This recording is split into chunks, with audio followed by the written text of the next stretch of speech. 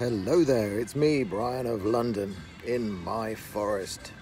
Forest Talks podcast, brianoflondon.me. And I've got, the Beatles playing in the background, if you can hear it. Don't know how well that will be cut out.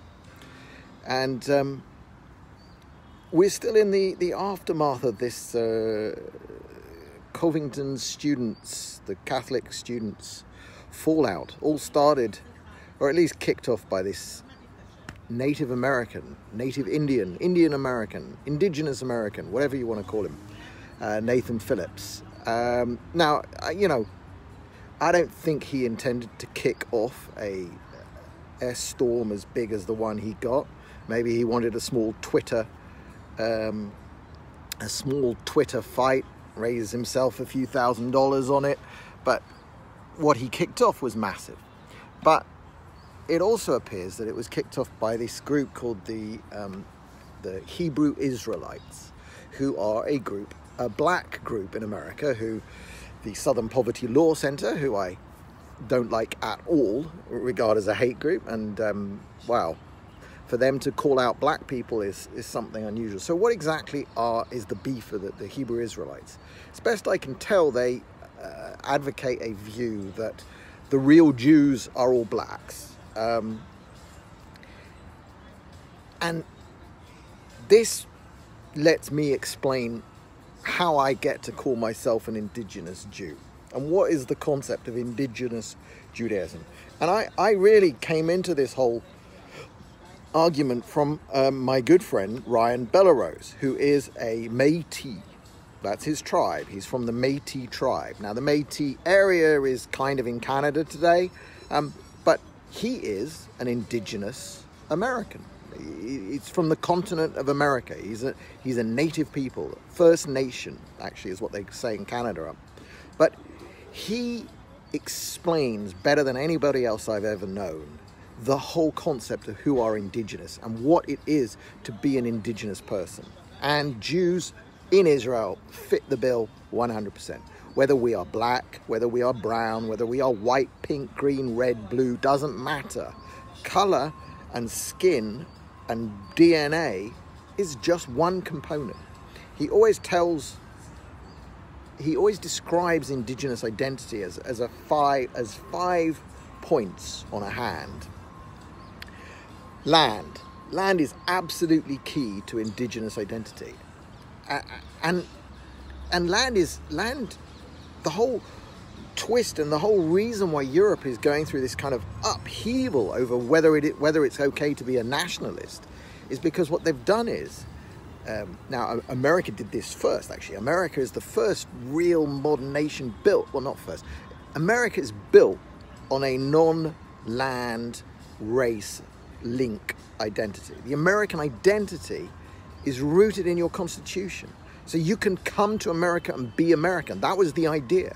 Whether you are an Italian American or a Jewish American or an African American. The idea was that you were all American because you were united by common values. And those values did come from Christianity. And from Christianity came from Judaism. Your country's built on Judeo-Christianity and the civilization that flows from it. So land is a key part of indigenous identity.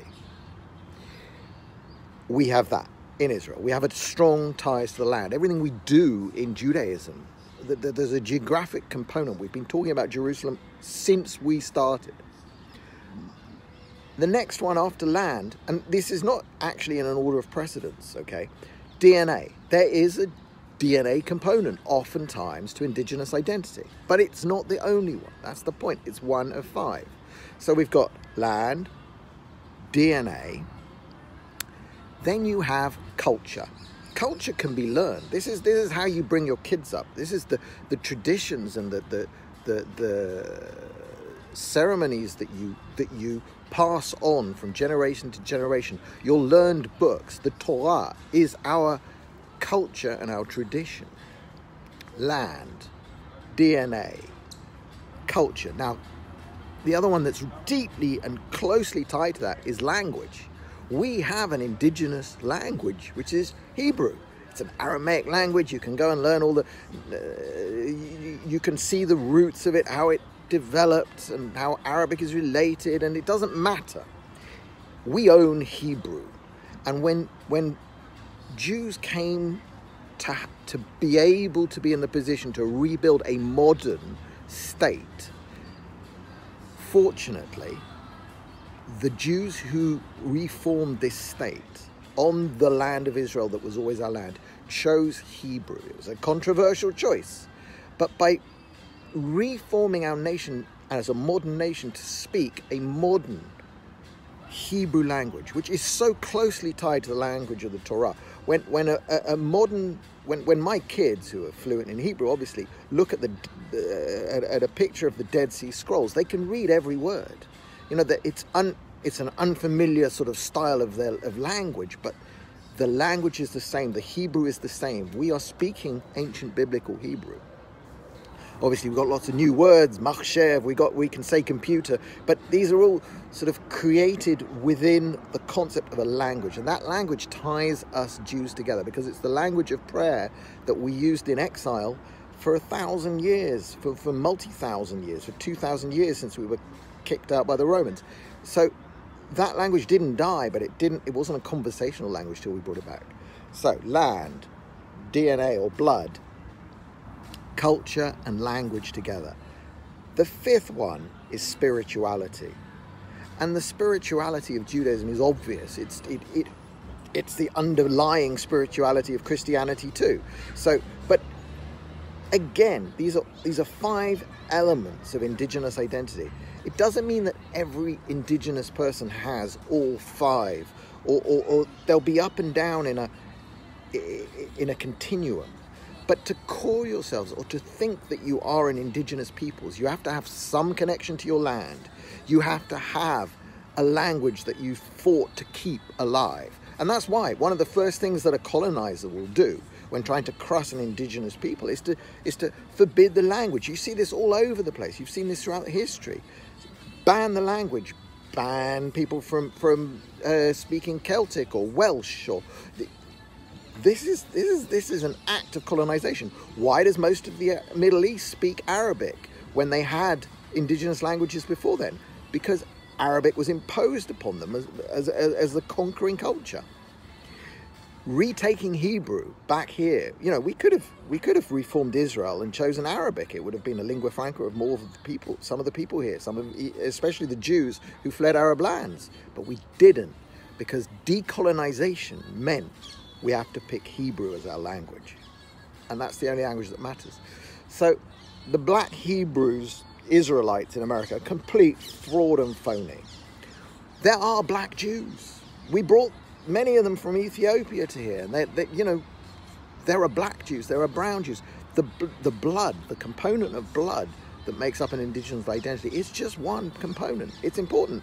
But as we do take converts, I mean, Trump's daughter, for example, obviously DNA is not the only component that matters. So anybody who tells you that white Jews who spent 1,000 years in Europe are not real Jews, bullshit. They come here to be Jewish. You are Jewish. It doesn't matter what your level of expression of these components are. If you feel the affinity to being Jewish, then you feel the affinity to this land, and you are at home and you are indigenous in the land of Israel. That is the point. So it's good that some people are looking at these black Hebrew Israelites critically. They should. That's at the core of a lot of the activity that I do, is talking about this indigenous identity which just Jews share, and which Judaism, not just the Jewish people as individuals, but Judaism and the collective people of Judah, the tribes of Judah, the tribes of Israel. That's who we are, and that's why it's deeply rooted to the land of Israel, and that's all of the land of Israel. And green lines drawn on maps in 1948 make no difference to where Jews are indigenous in Israel. Anyway, this is me, Brian of London, doing one of my forest talks. This will go out as a podcast up on YouTube later. Thanks very much for watching. Check out brianoflondon.me. Please go there, subscribe, stick in your email address, sign up for updates. Follow me on Twitter. The Shire Network News old archives are going up. I'm going to try and put 3 a week up. I'm really enjoying listening to them back because I'm listening to them before I put them up. It's fascinating. So follow Shire Network News, follow me, and I'll see you the next time. Look out. Have a good week, everybody, and Shabbat Shalom. Bye.